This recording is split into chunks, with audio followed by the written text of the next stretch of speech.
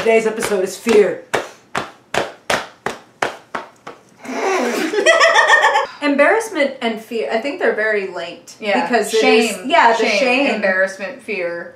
Fear of shame, fear of embarrassment. As if it really will kill you. Like, it's crazy how extreme that is. And yet the commonality of the you know, how many people laugh at the concept of waking up in the middle of the night thinking about something stupid you did when you were like in 5th grade. And yet we all feel so alone when it's happening. Yeah, It's so true. Yeah. That like weird...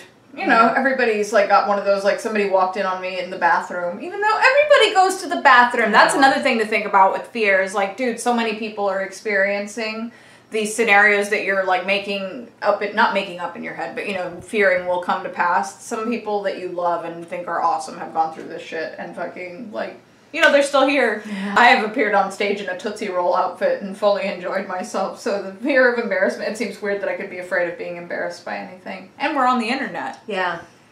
But that's like, that's a thing, right? Like grabbing shame and riding it like a mechanical bull. Yes. Like, that's kind of what being on YouTube. Yeah, being flung doing off karaoke the first few times and fracturing a rib and slinking off and maybe drinking an a Red Bull and vodka. spiritual rib. What is it about this situation that's like triggering whatever it is in me to keep me from being able to move? Yeah. So, which it's hard though to do that in the middle of being afraid. Right. That's what's so horrible about It's so primal. The time in society that we're living where it's not like, oh shit, a fucking lion, which is what all that stuff is built for. Right. You know what I mean? Like that primal, like, rush of adrenaline and like, oh fuck. The other one that it makes me think of is like, oh shit, I can't make a fool out of myself or go against what all these other people are saying because I will be banished from the fucking tribe and I will literally not be able to survive. Like if we're going back to like those caveman primal roots. Have these people that you duck if you saw them at the grocery store and you're worried about embarrassing yourself in front of them, bro. Oh, fuck.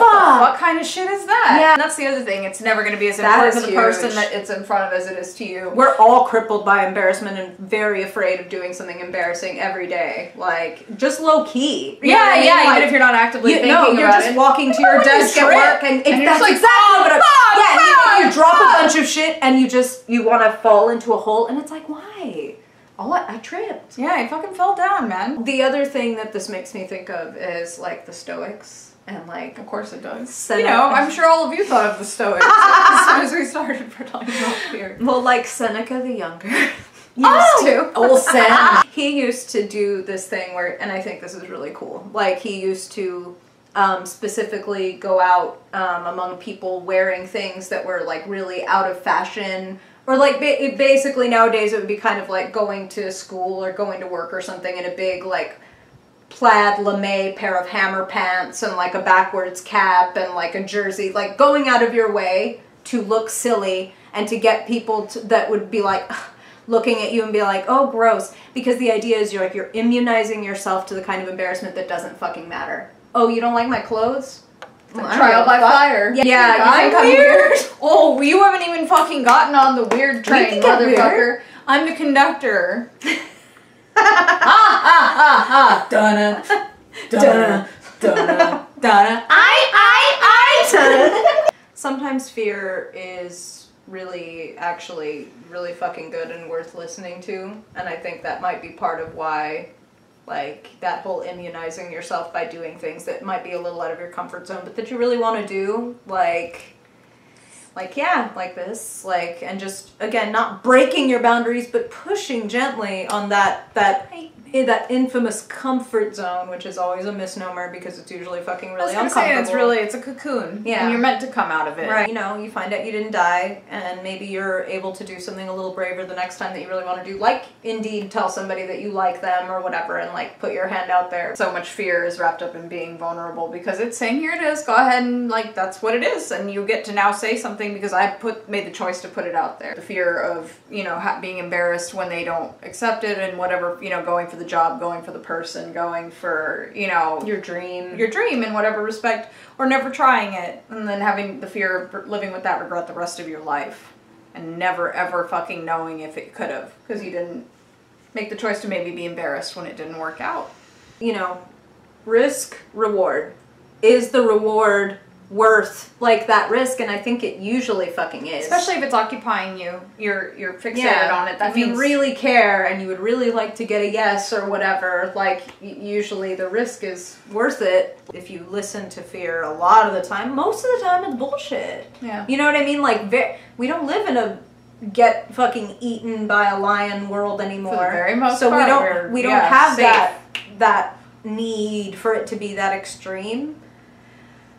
But there are times where you have that gut, and that's different. That is different. Like, I don't like this person. I don't think I should go into this person's office and shut the door. You know, there's a difference between, like it's real. It's still real. But anxiety that's based on the possibility of something happening and an immediate reaction to a stimuli of whatever sort, like a person, a situation. And I guess that is the point, right? Like, to dissect it. Yeah. And maybe in that moment you can't, like... Yeah, because you're out of your mind. Maybe you can do a post-mortem. Sometimes I feel like you can. It's true. That's a really good way of putting it, dissecting the corpse. Yeah. Once you've already, you died on stage or fucking during that presentation or whatever, or asking that person out or, sending that risky text. Oh, I'm sorry. I'm definitely not talking about anything that I've experienced when I say any of these things. That's not why they're flying out of my mouth. I'm afraid I don't give a shit. Maybe in situations where you're considering doing something or not, like fucking write down the worst possible things you think could happen and then see how realistic some of them are. Or, if you really, like she was saying, the risk versus the reward, is this possibility happening worse than not going for X? Right. Can I live comfortably without this thing because I'll feel comfortable, and that's not a judgment. It's like, yeah, would you just feel more comfortable not taking the risk and like, yeah, I can live without that reward, or is it like I'm really gonna be fucking... I'm gonna be sad, or I'm gonna be mad, or I'm gonna be down on myself because I didn't do this thing. 40 years from now, are you still gonna be embarrassed, or are you gonna be like, I'm proud that I did that? I think that's a good barometer. You know what I mean? Like if you're sitting at karaoke with your friends and they're like, please get up and do the song or whatever, in 40 years, are you gonna be fucking like, oh god, if only I had never done that in front of a room full of fucking people who don't know me and can't identify me and will never pick me out in a lineup? No, that was the person who sucked at karaoke. You know what I mean? Like, worst case scenario. Or am I going to be like, oh my god, remember that time we got up and I was so horrible, but we had so much fun. Yeah, we had such a good fucking time and you assholes thought I wouldn't do it and I did it. Fuck you guys. And which version of yourself do you like better? Yeah. The one who went for it or the one who didn't? And that's, I mean, it is about judging. I was going to say I don't mean judgment, but personally, yeah, personal. Just that. Who cares about what anybody else thinks? Yeah, because that's the whole thing. Eliminate other people when it comes to fucking fear. Eliminate them because they're only going to, they're just going to cloud your fucking judgment about the thing. You're going to be embarrassed thinking about the people that could possibly see it. What are you going to think about it? Barring the immediate embarrassment that comes from things like rejection and stuff like that, still, again, 40 years from now. Yeah. You want to be the person that... Maybe you ended up marrying that person, or maybe you never talked to them ever, and who knows what could have been, or whatever, and just, yeah, not a judgment, just you choose. Just a possibility. And recognizing that there's a choice there, because I think fear can be very paralyzing, and you suddenly feel like there really isn't a choice, or at least the only choice is a shitty choice, or whatever, and it's like, no, man. We're just seized by adrenaline. We're just a big fucking bag of chemicals, but we're also more than that, and I think that's, like, what's lucky. We're human, you know what I mean? We have the consciousness to be like, I'm having an adrenaline rush, I'm thinking that I'm gonna die if I walk up to this cute person or whatever. And yeah, unless they have a knife, then you're probably fine. Probably. Fear comes from not being able to, not always, but a lot of the time not being able to control what's gonna happen. And the truth is you can't control almost anything. You can only control yourself, and then you're fucking locking yourself down after a point. Well, I just won't experience anything, and then I don't have to be afraid. Yeah.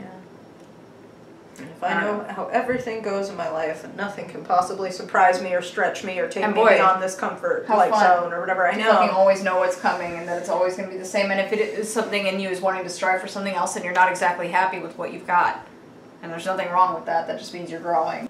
Rejection's so much at the heart of so much fear.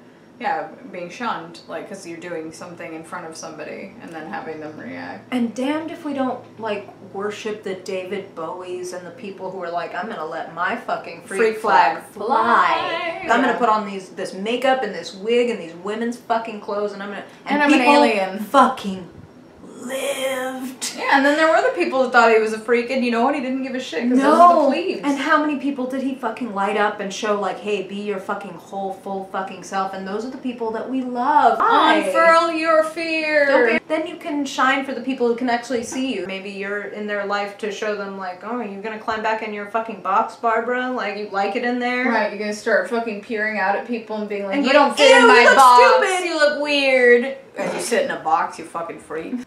So originally fear, I think, was meant to keep us safe from like actual immediate threats in our environment, and then we just kept evolving and the anxiety remained. Yeah. Having all those experiences, and we're still conditioned to look for threats in our environment, and so we look for them and create them if they're not there. Yes, like, well, whatever's in here, I'll find something to... Oh, I'll get afraid. That's important. Don't take offense if other people think your thing is weird when you go out and do it, because probably more likely than anything... It just means it's uncommon. And you're probably just triggering them. Like, damn, I'm not doing my goddamn thing. Yep, and that's real. And people will shame you when they feel, because they're ashamed, and we're small and egotistical sometimes, and we want to like put out somebody's light. What a beautiful world it would be if everybody felt emboldened to just be what it was they wanted to be, without the fear that somebody would cut them down. If one thing you can do is to fucking not cut people down. Yeah. If you see something that strikes you immediately as ugh, if it's not hurting somebody, maybe let them fucking let it go and not make that little comment, or, you know, give that suggestion, because maybe that took a lot for that person to get out there and do that thing. Yeah. So tune in every Saturday-ish. We'll do it when we do it. And then you can let me in the fucking house!